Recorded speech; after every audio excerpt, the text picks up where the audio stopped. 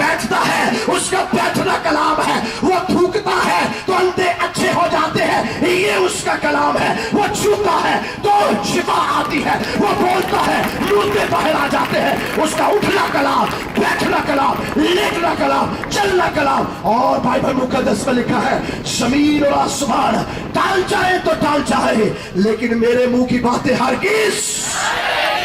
ساری دنیا ختم ہو سکتی ہے، آسمان ختم ہو جائے گا، زمین ختم ہو جائے گی، کائنات اور کائنات کا ذرہ ذرہ ختم ہو جائے گا، لیکن میرے آقا یسوع مسیح کی زبان کی بات کبھی کبھی کبھی بدل نہیں سکتی۔ اور جو یہ کہتے ہیں کہ آپ کی انجیل بدل گئی،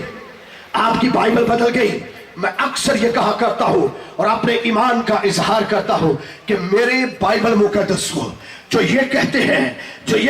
کہ آپ کی بائبل بدل گئی، میں یہ سمجھتا ہوں جس دن ان کے ہاتھوں کے اندر بائبل آتی ہے اور وہ اس لیے پڑھتے ہیں کہ ہم اس میں سے غلطیاں نکالیں، ہم بتا سکیں لوگوں کو کہ جناب یہ بائبل بدل گئی ہے، جناب یہ بائبل بدل گئی ہے۔ جب وہ اس طرح کا الاپ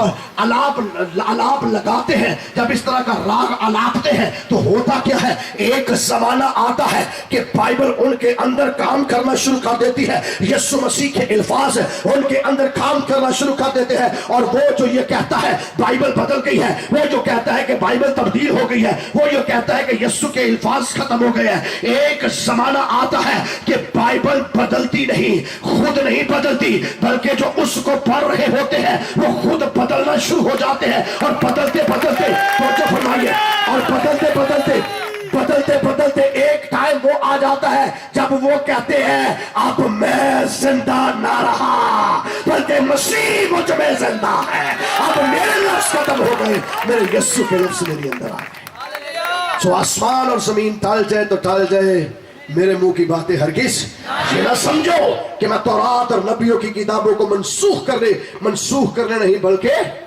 میں تو پورا کرنے آیا ہوں۔ جب تک آسمان اور زمین قائم ہے،